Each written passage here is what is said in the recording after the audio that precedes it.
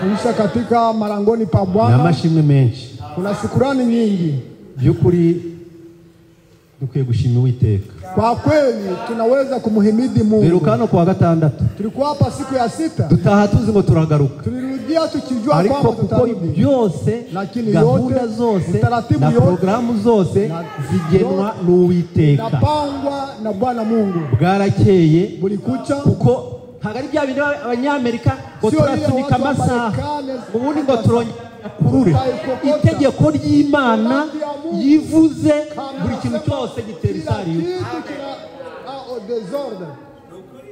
Ninduza hose yavuye umuzungu arahazi ngaho nayo ipima yihagarika apima isimamishe basi tuone icyashwe no gusunika amasaha akongera akayakurura uko yishakiye ariko itegeko ry'Imana lakini sheria ya Mungu ni ntakorwa haiwezi kuguswa. Amen. Amina. Sino yabaye nyinshi. Sino imekuwa nyingi. Iragwa. Abenshi ari nijya rimwe bari gusohoka mu. Na wengi leo ndio wanatoka nyumbani. Ariko Uwiteka Imana araturinda. Lakini Bwana Mungu alituchunga. Dushimira Imana ko twongeye kugeza none. Twageze mu bikari byo turi bazima. Tufika marangoni pake tukiwa hai. Hakuna ajali ipatikana. Imana bidukoreye. Mungu aliyetenda hilo. Apewe sifa kwa jina la Yesu Kristo. Ahatagwa sino California atuma mutagusha sino namwe reka mbereke yuko iby'Imana bitandukanye n'imigambi y'abantu naho umuriro burateye. Moto imevamia California yahiye, Los Angeles irashya imerungura. Uwo muriro yavuye he? Moto alitoka wapi? Imana irahari. Mungu yuko. Ubyangu byeme Imana irahari. Mungu yuko kandi ifite imbaraga pia ina nguvu yivuze inaposema biraba inatendeka. Dushimiye Imana ko yaraturinze Mungu kwamba kandi namwe data Faustin akaba yagarutse amahoro. Imana ihabwe icyubahiro. Mungu apewe sifa. Yego herukana umwaka ushize kwa naye mwaka none nawe yagarutse leo na amerudia tugiye kubonana twese turi bazima ikiwa hai. Iyo byose ni imirimo y'Uwiteka. Ile yote ni kazi ya Mungu. Twaradera yivinze mu bunyereye bwinshi. Tulitembeza gari kwa utelezi mingi. Hakuna mwenye alipata ajali. Hayo wayikoze nta wapfuye. Na mwenye alipata hakufa, sote tuko hai. Mungu apewe sifa kwa jina la Yesu Kristo. Amina. Mana yacu ishime cyane. Mungu wetu asifiwe. Kaduhaguruke. Wacha tusimame. Some amagambo y'Uwiteka Imana. Tusome maneno ya Bwana Mungu. Kitabu cha Bahebura. Kwa kitabu cha Wahebrania. Sura 12. Na murongo wa 14. Sura ya 14. Abaheburayo Wahebrania 12 umurongo wa 12 sheria 14. Turasoma mu izina rya Yesu Kristo. Tutasoma kwa jina la Yesu Kristo. Mugire umwete wo kubana n'abantu bose amahoro nuwo kwezwa kuko utejejwe atazabona umwami Imana. Amen. Amen. Data twese uri mu ijuru turagushimye turaguhimbaje kubw'uyu mugoroba mwiza duhaye. Turakwinginze kugira ngo muri ijambo risomwe udukuremo ibyo byacu by'uyu munsi. Buri wese wageze imbere yawe he kugira n'umutaho ubusa. Buri wese yagasani umuhigerero ryo rimukwiriye.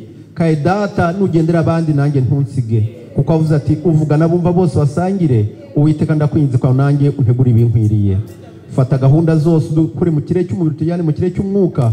Programu zose zigengwe nawe ko tukwambaje mu izina rya Yesu Kristo. Amen. Tubakwicara. Tunaweza kaa. Uwiteka Imana ahabwe icyubahiro. Bwana Mungu apewe sifa ry'umwami wacu Yesu Kristo. Tuyogane kuri ijambo tunataka kuongea kwa neno sema eti hatutakawa. Hago turatinda.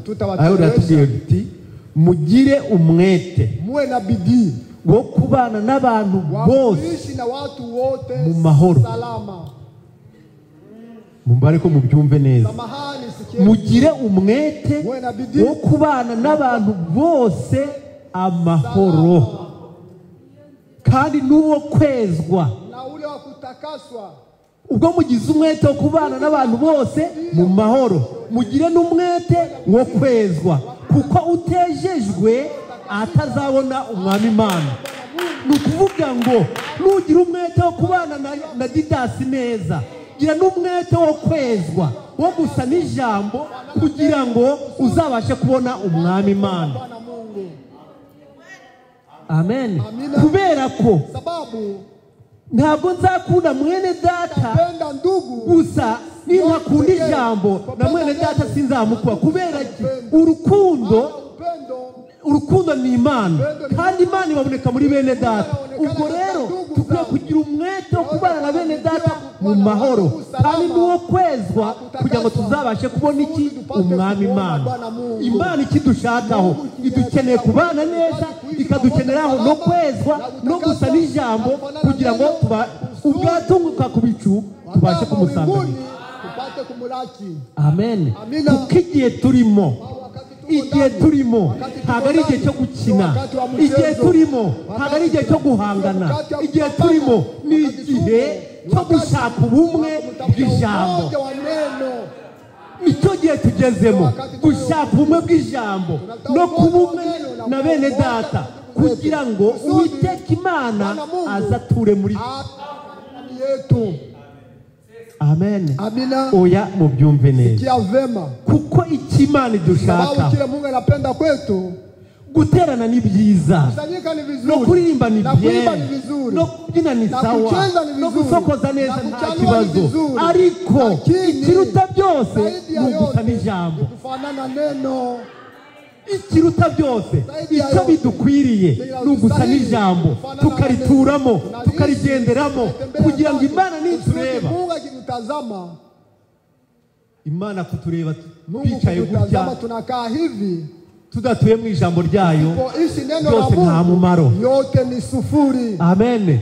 Imana ishaka ntabwo ishaka iteraniro rinini, kuba turi benshi ni byiza, ariko kuba benshi badasa n'ijambo habina amafa.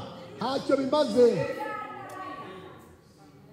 Ntabwo kuba twagira abafure bageze iri inyuma, ibisere bigeze iri inyuma, bidasa n'ijambo, bidatuye mu ijambo, bitagendera mu ijambo, kugaragara gutya gusa, tugasokoza bien, tukabara amakositime neza, tukaza bien. Frere bimaze iki? Kwita umufurere ntibyagukiza, kwita umusere nta byakugeza. Igifite icyo cyakugezaho ni ugusa n'ijambo.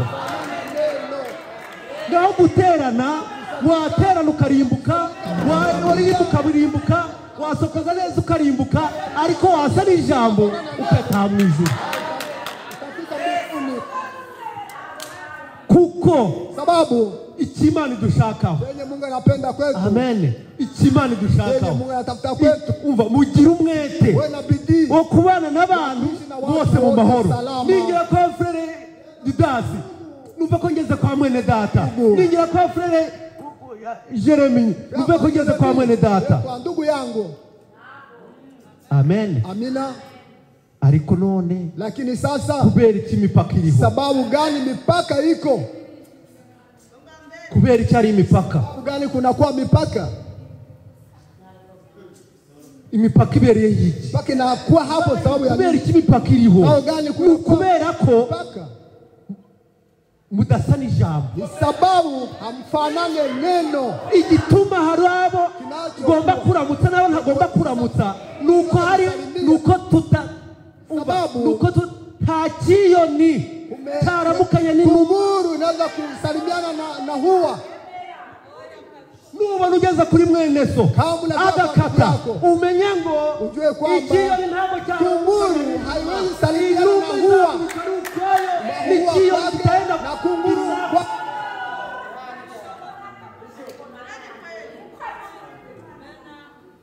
ikiyoni cyasomana n'inuma. Kunguru inaweza kubusu huwa. Hakuna, haiwezi kumubusu. Nila kubera kubidahuje sababu havikutanisha tabia. Uzamenye ntabwo muhuje kamere. Inyoni zisa ziragurukana, ndege zifanana inuma ziba ziri mu kibonobono, ikiyoni nayo kihaze.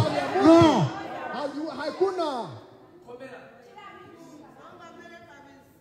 Buri kintu cyose kigendera mu mwanya wacu, buri kintu cyose mu mwanya wacu. Tugira umwete wo kubana na bene data mu mahoro, n'uwo kwezwa kuko utejejwe atazabona Imana. Nudakunda mwene so ntabwo uzajyayo. nudakunda mwene so hautaenda. Kubera iki? Imana ikidushakaho ishaka kugira ngo duse n'ijambo kandi turituremo turigenderemo. Tembele ndani ya neno.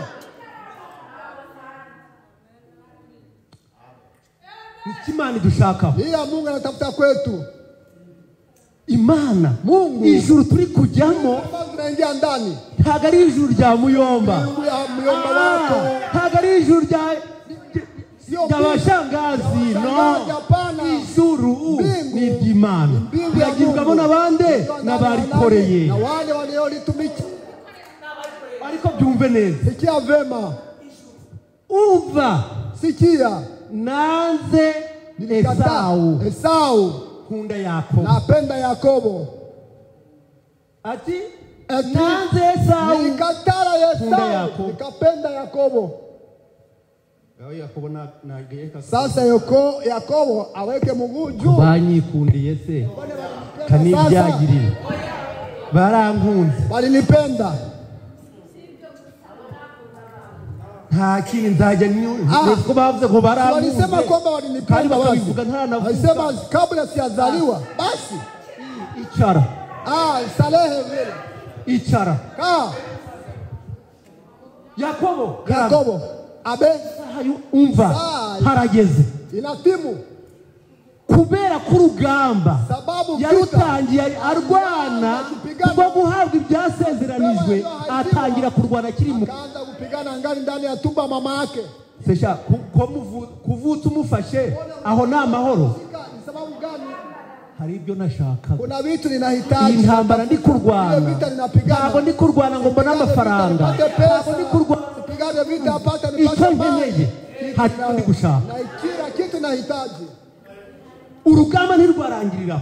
Arakomeza ageze imbere ho gatoyi. Akasonga mbele kidogo. Basha isahi mu gice yageze. Saa baraka imetimia. Isoje gutanga umugisha. Baba yako anatafuta kutoa baraka. Kama upate ubwenge, usipokuwa na akili uratasha.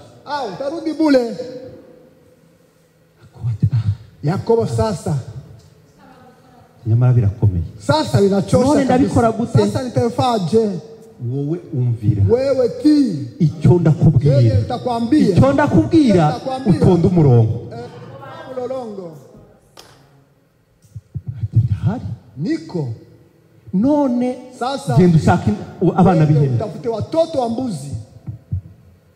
Kuba nkunze urukunjana mu biti. Bone walinipenda suniachi. Imana ubwo yavuze ko yankunze. Mungu alisema kwamba ananipenda.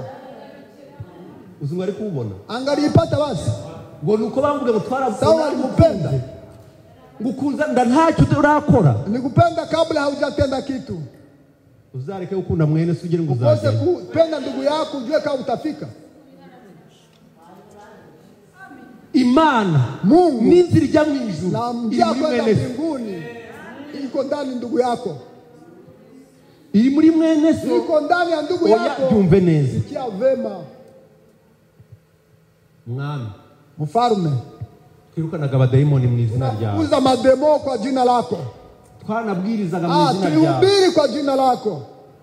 Twanateranaga. Tulikuwa kunakusanyika. Mwebwe ninyi mwumva imbere. Toka mbele zangu. Mwankozi bibimwe. Nye matenda maovu.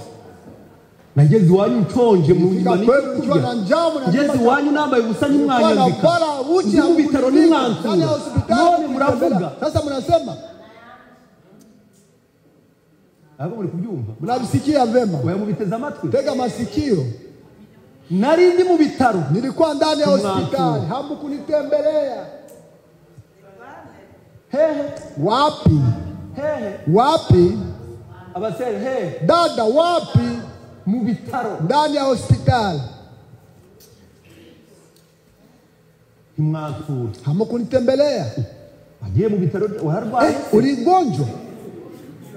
Ko tutaziye warwaye. Unajua wakati mgonjwa wewe. Unazi warwaye jana. Sio uligonjwa siku gani? Sasa.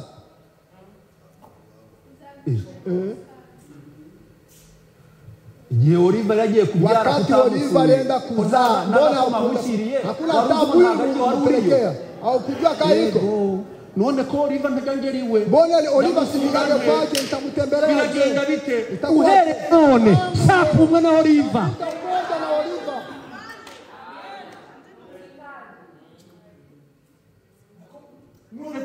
kwavuze ngo wari wambaye ubusa ko nigeze mubona n'ipantaro yawe yacitse suruali yako ikatika uzi ngo nta bakene dufite unafikia tuna wa maskini wako bikiri none ikimana dushakaho idushaka ngo tubumwe na bene data kandi tubumwe n'ijambo pamoja na neno.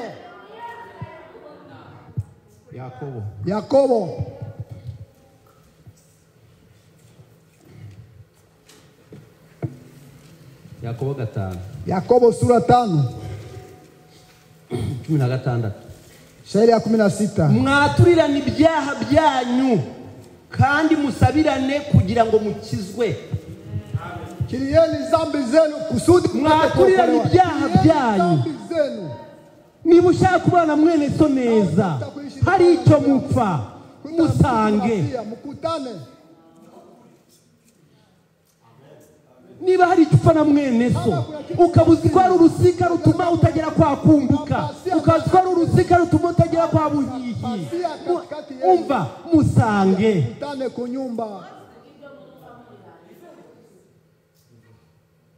Niba tuvuga ngo turi kujya mu ijuru, ijuru turi kujyamo ikimana dushakaho ntabwo ari ukuvuga ngo tuzatuza duterane tubyine araje wabiririmba inshuro 1000, wabiririmba n'ejo bundi, ariko urugendo rwawe rukarangirira hano. Safari yako inakomea hapa. Ntakuza hano kufika hapa Imana imbabarire, Mungu samahani, n'abari banahemukiye bose bambabarire. Nikosea wote wanisamehe. Bibwira nde? Unabiambia nani wewe? Abo muri kubibwira wewe unawaambia ni banani? Bibwira wahemukiye. Ambia ule mulikosea. Tunamjua. Uraza kubitubwira dushinzwe kubimenya. Hatushutisha kubijua sisi. Abo wahemukiye ni wale walikosea kama unawajua wewe. Musange. Mkutane. Ntukuza hano ugafika hapo unapiga magoti.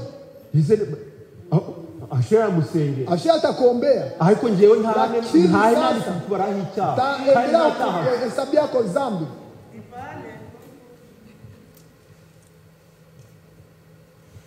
Ikimana dushaka. Chenye Mungu anatafuta kwetu. Umva.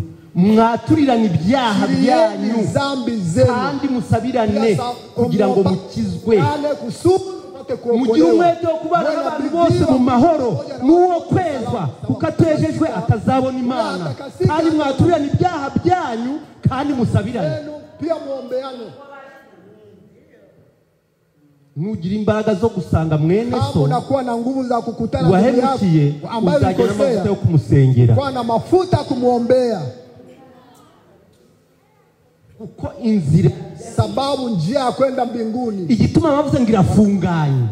Kubera ikibavuze ngo irafunganye nukubera ko bya bindi ntashaka gukora ijambo riri kumpata utabifanya upende usipopenda. Ubyemera cyangwa utabyemera, uwange wemere urabikora. Pende usipopenda si ukujya kwa shere. Kwenda kwa shere umva ubyange ubyemere urajyayo. Penda utakwenda. Kunone se pole sasa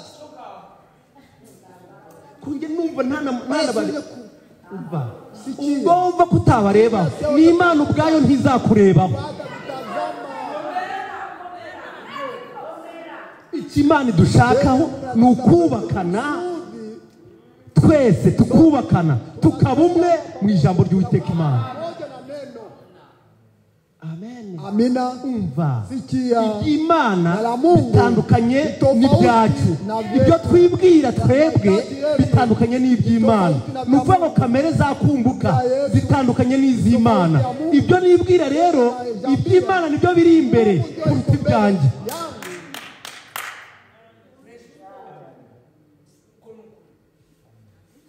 Ugasanga unakutana umugabo agakorera umugore ikosa, mwanaume anatendea mke wake kosa, ntabwo nasaba asiweze kuomba msamaha. Niba ari mushiki wawe, kama ni dada yako, babarira. Samahani.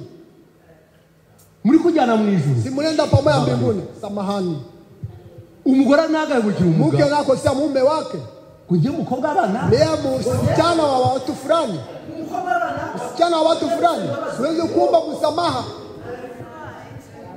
Urabyanga umenye ngo ijuru ntaryo uteze. Hautalipata. Aho kuya munyeruruze uza hano muri iyi sino wakubira mu waje kuhamara iki? Hapa kufanya nini basi?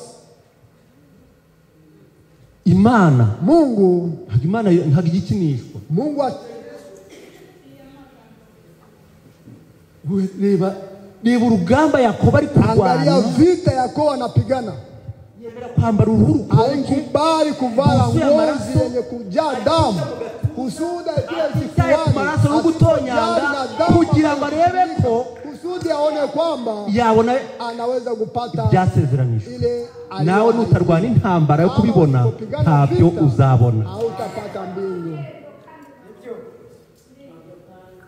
Ikimani dushaka yenye Mungu anatafuta nugusa n'ijambo. Kusfana tukarituramo tukarigenderamo. Tunatembelea ndani. Byanga bikunze. Byanga byemere. Urabipenda.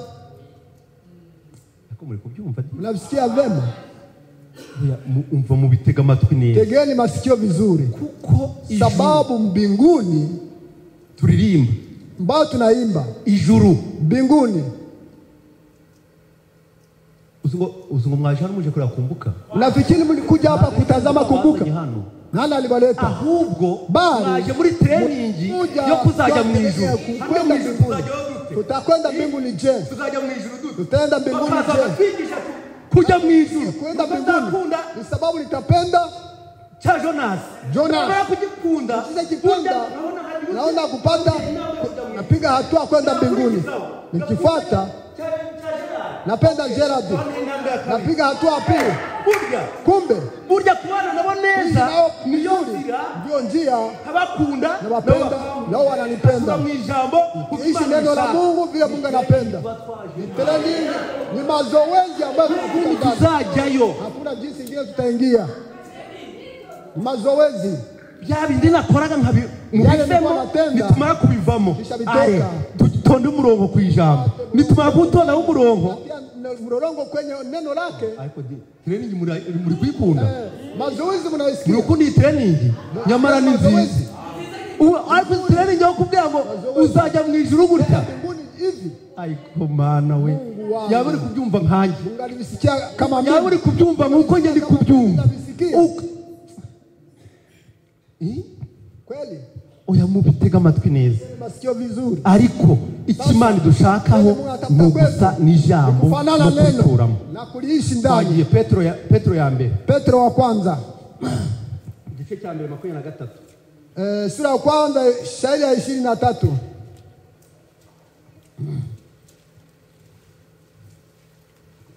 Dore kuri 22. Acha tuambie 22. Nuko rero ubwo mwiyejesheje imitima kumvira ukuri kugira ngo mubone uko mukunda bene data mutaryarya.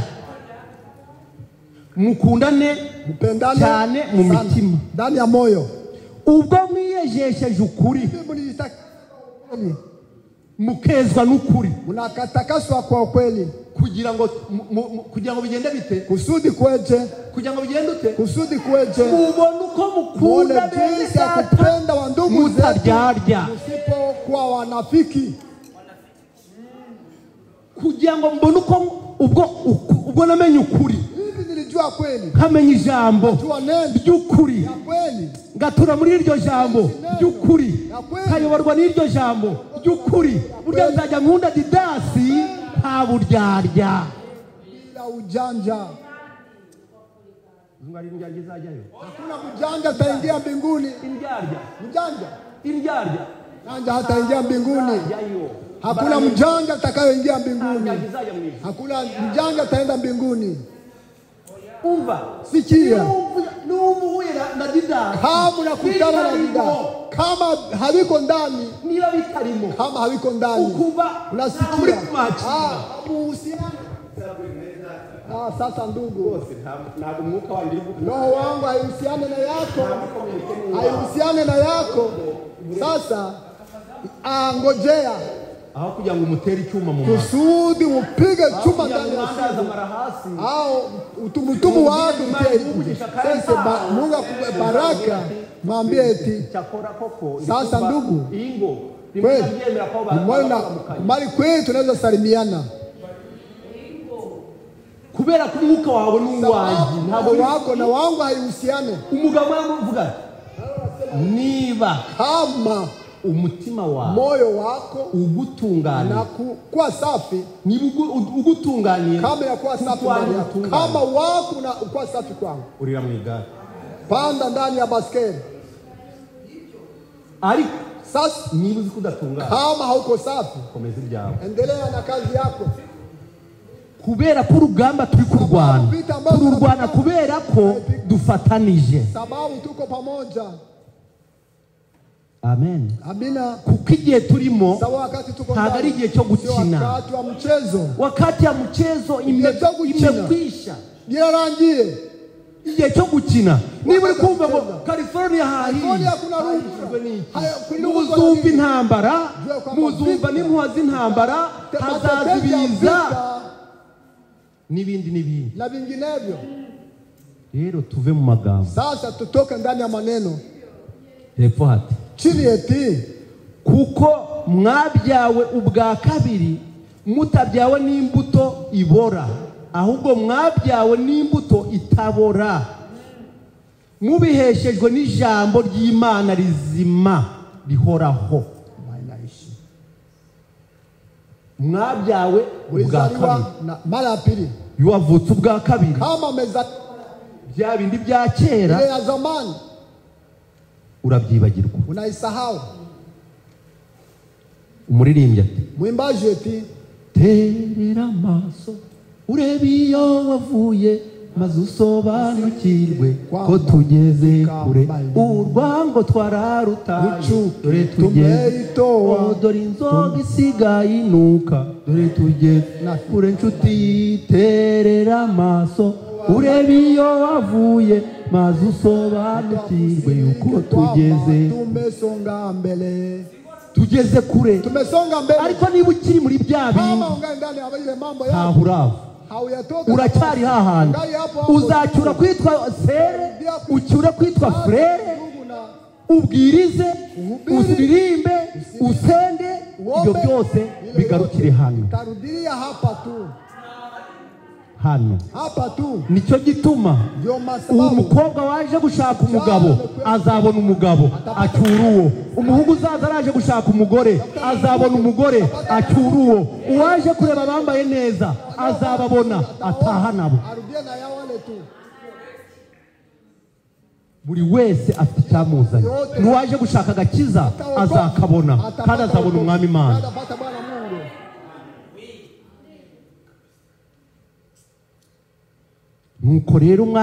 Nuko rero ubwo mwejesheje imitima kugira ngo mubone uko mukunda bene data mutaryarya, kuko mwejesheje imitima mubone uko mukunda bene ndugu zenu.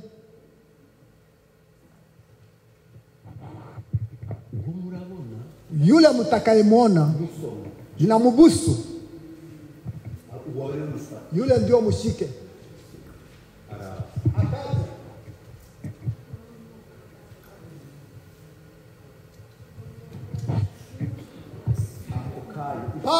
Pale sini ilikuwa wale walikuwa kumsaliti wa ndugu zao, wale wamerudia mbele ya wakati, sababu mbingu tunayoingia, mbinguni ambayo tunaingia, natafuta upendo. Biblia eti kia ndugu yake ni muuaji. Hakuna muuaji mbinguni, wauaji. Kama kia ndugu yangu simupende, Yeni trasa kuri liste y'interahamwe zakoze jenoside mu Rwanda. Trasa kuri liste y'Abazalendo. Ni trasa nayo kuri liste y'Abazalendo. Abazalendo. Nange turabibona. Ukimana sababu Mungu irakureba, inakuona. Dukomeze. Tuendelee. Abakolosai. Wakolosai. Gatatu. Sura 3. 8. Shairi ya 8.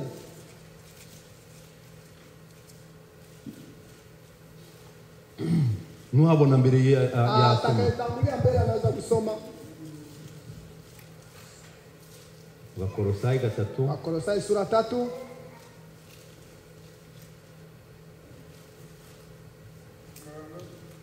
Murongo 8. Shairi ya 8. Amen. Amen. Ariko none mwiyambure ibi byose, umujinya n'uburakari. Genda buhoro. Mbele pole pole. Ariko none mwiyambure ibi byose. Ubwo mwiyejesheje ukuri. Mlijitakasa kwa kweli. Ubwo mwiyejesheje ukuri kugira ngo mukunde bene so mutaryarya. None kigeretse kuri ibyo ngaho tubwire atuambie. Ariko none mwiyambure ibi byose. Mwiyambure ibi byose. Yale yote. Umujinya, hasira, n'uburakari, na kasirani, n'igomwa, no gutukana,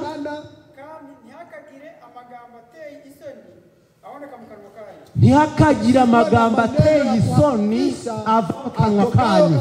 Niba uri umufurere, niba uri umusere, ukaba uzi ko uri kujya mu ijuru, wiyambure umujinya, uburakari, igomwa, ishyari, ibyo byose ntibikabe mu mitima yanyu. Niba muzi yuko mwiyejesheje ukuri, mukumvira ijambo ry'Imana, mwiyambure ibi byose bive mu mitima yanyu kugira ngo muba abaterena beza. Muwe watu walipata mazoezi mazuri. Beza. Wazuri. Training twajemo. Mulipata mazoezi, tunakuwa ndani ya mazoezi. Turi kwiga. Tuko tunajifunza. None bari kutwigisha ngo dufundisha eti. Kwa ushaka kuja mu ijuru. Hii utafuta kwenda mbinguni, tujivue. Twese twaje mu ndege. Sote tulikuwa ndani ya avion. Ibiro temere kurenza. Kilo ambacho hawezi kuvukisha. Kilo 25. Kilo 25. Tunashia kumunzani, mtatubesha. Kwenda kilo. Usikudanganye. Munzani. Leta kilo. Mama nyanga turabaza. Yeye mwana mko wajanga. Mama nyanga turabaza. Watu wa majanga. Unawajua. Kwa hiyo Bwana ulivukisha kilo 5. Ondoa. Ulivukisha 2, ondoa. Kia pale. Ulivukisha kilo 1. Toa hapo. Wote awe mdogo awe mkubwa ni kilo 25. Ni bongo kama jamaa. Si walimpimbia na wewe. Kila watu walimpimbia. Na mbinguni ambayo kilo ambayo iko napimbiwa hawezi kuivukisha. Niba umva ibirenzeho zaidi ya ile wanalitupa. Niba udatuye muri buri jambo ryose umenye ngo ujua kwamba urasigara. Utabakia. Ibeshe wange ko babigabanya. Danganye bakubwira ati rero ubwo wanze ko babigabanya bugiye subirayo zana n'itike yawe. Tiketi yako wanaipasula. None rero sasa ariko none mwiyambure ubwo muri kujyayo rero ubwo muri kujyayo mukamushaka kwinjirayo mwiyambure ibi byose yote si vile wanasema. Endelea ndugu yangu au kumutwe wa mbere pale kwenye mwiyambure ibi byose sibueni yote. Ariko none mwiyambure ibi byose byo umva sikia ngo asema ariko none mwiyambure ibi byose ariko none mwiyambure ibi byose mwiyambure ibi byose ubwo mwiyejesheje ukuri kumvira ijambo none rero ariko mwiyambure ibi byose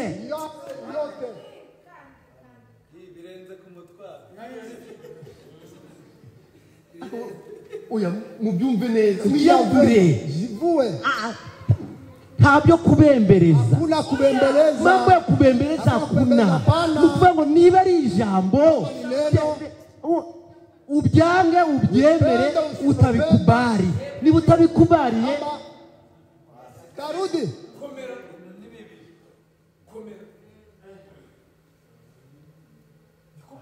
amina kuko mu by'Imana nta bufana bubamo ngo yewe ngo ndi umufana wa Ntuze wa Buhihi ndi umufana wa Didasi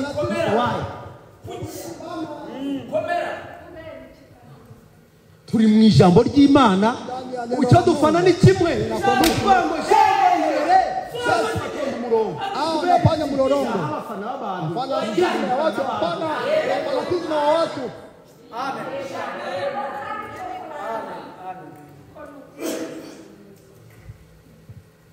ntabwo twahamagawe n'abantu hatukitwa na mwanadamu nicyo gituma ndio sababu mu by'Imana ndani ya mambo ya Mungu yaba na pastor awe hata pastor mubwiye tugiye yakomeza kugenda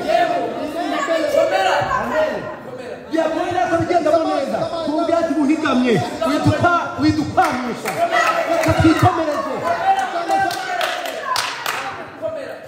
kuko mu by'Imana nta bufana bubamo mu by'Imana nta mikino ibamo runaka bampaye inka ubwo bampaye inka ubwo muzehe Eugene yampaye inka none nzajya ngira gute hapana hakuna mchezo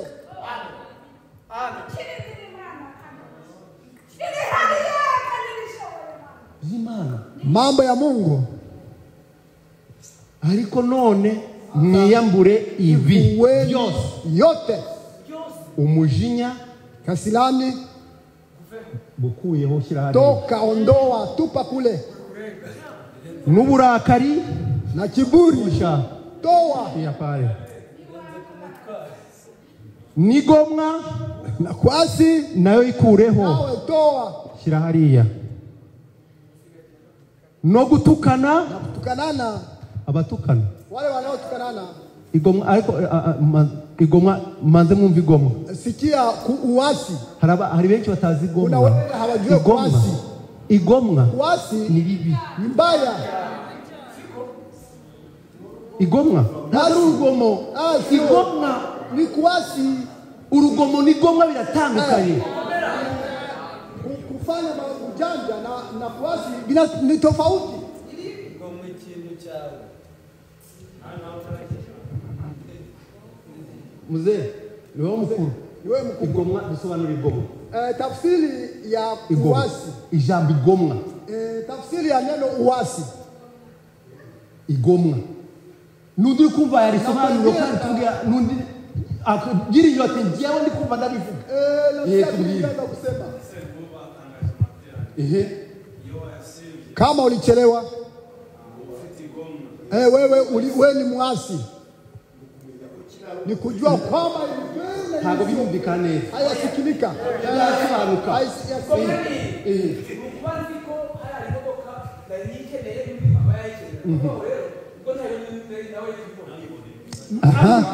unasikia igomwa uasi nene so ndugu yako uasi batu mwenye kwa muwe mutashe hajuru muzajyamo ahubwo niba nari nkeneye iyi bafure ubwo mbuze amafaranga yo kuyigura kandangisha mu bifurere harari bafure make igifurere cyaba kiyafite cyaza tukakwi nayibukinze mujazane mwa iyi bafure iwacu ariko noneho abagira igomwa baravuga bati upote cyabuhihi kitaza kuyigura kikaza kuyishyira mu nzu yacu sindarabivuga ndio ile uasi abantu mufite igomwa abantu mufite igomwa Imana ibafashe mukizwe.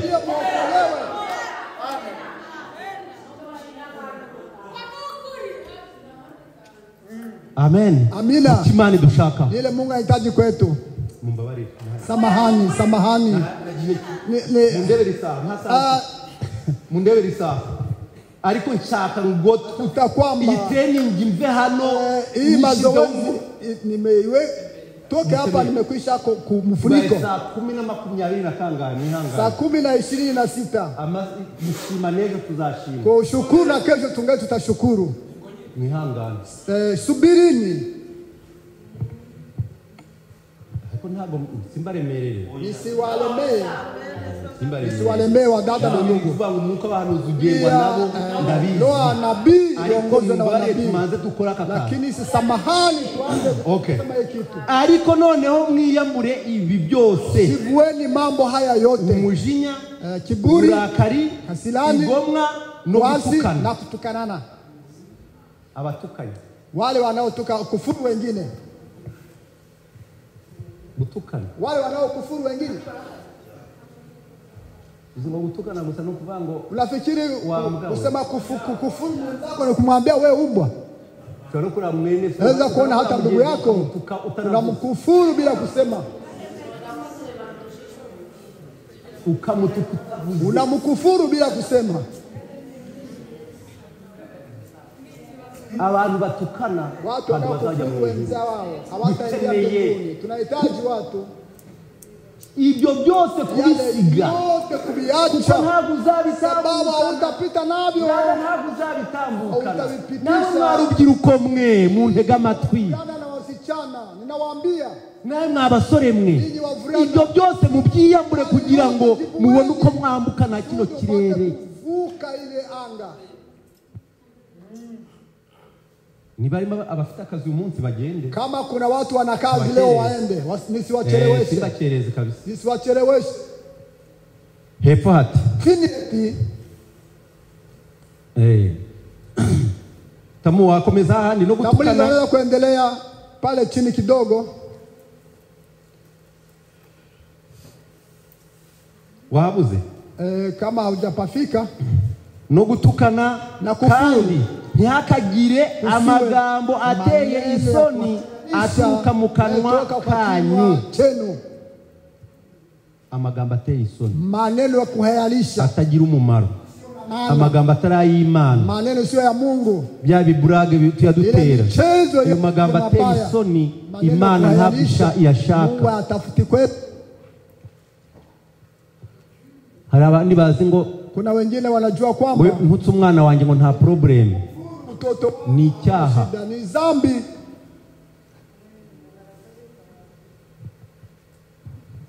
iki gitutu na vuri ukoze icyaha unafanya kosa kigomba kukujyana no muri Gehinomu naweza kwenda ndani ya Gehinomu kubwira umwana ngo mwambia mtoto siweho mwarimu icyo umubwiye none nawe azagitukanesha nubwo ngo ni igicucu ukamubwira ngo ni ikimara ni ikigoryi ejo burya gutukana iri jambo ubwo mama yarivuga kuko nibyabye nanjye ejo niryo nzatuka abana muri quartier watoto ndani ya mji Imana iturinde Mungu atuchunge chini eti ntimukabesherane musidanganyane ubwo mwiyambuye umuntu wa kera wa mwili wa zamani ubwo mwiyambuye umuntu wa kera ntimukabesherane abantu babeshya watu wanaodanganya babeshya hanze hazahirimbwa n'abarozi n'abajura n'abasambanyi n'abicanyi n'abakunda kubeshya bakabikora nje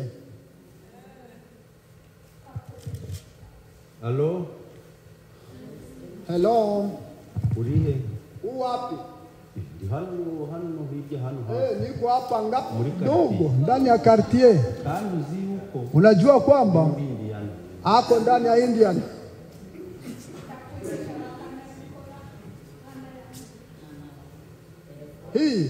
Hii simu hii mnaona. Telefone ntabwo ari mbi. Simu sio mbaya. Simu haina dhambi. Basi nilidanganya, kulidanganya wewe. Ntabwo telefone ari mbi. Simu haiko mbaya. Telefone ni nziza. Simu ni nzuri. Lakini ubwo twiyatuye vua yule mtu tubasha kumvira ukuri tutaryarya twiyambure ibi byose no kubeshya. Ababeshi wasema ongo hawataingia. Amen. Amina.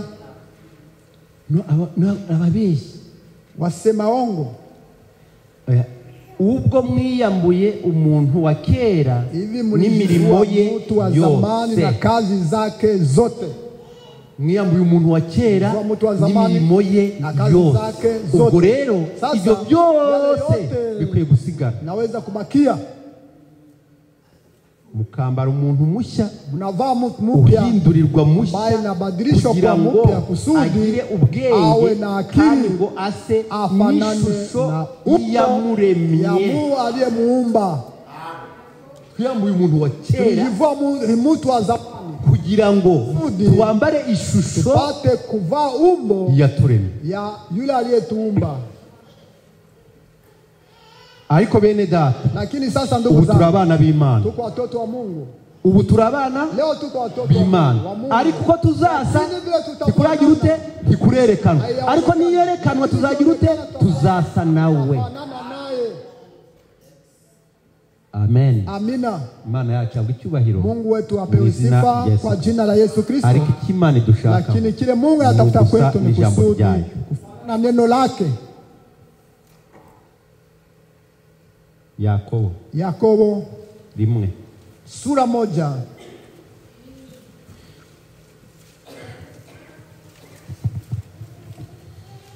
rimwe 19 sura moja shairi ya 19 aravuze hati, unasema hivi: nuko ro bene data, nuko rero bene data bakundwa, pendwa, umuntu wese yihutire kumva ariko atinde kuvuga kandi atinde kurakara, kuko uburakari bw'abantu budasohoza ibyo gukiranuka kw'Imana. Amen. Uburakari busohoza gukiranuka, ahubwo dukwiye kugira kwihanganirana kandi mu rukundo. Tena ndani ya upendo. Petro rimwe gatatu moja sura 3 shairi ya 3 plito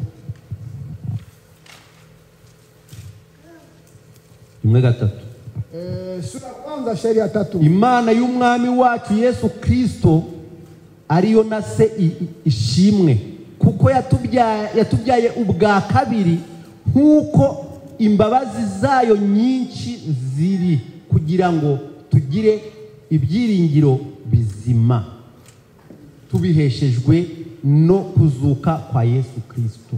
Tuwe na matumaini mazuri tukipewa Imana y'umwami wacu Yesu Kristo ishimwe, kuko yatubyarisha. Ntabwo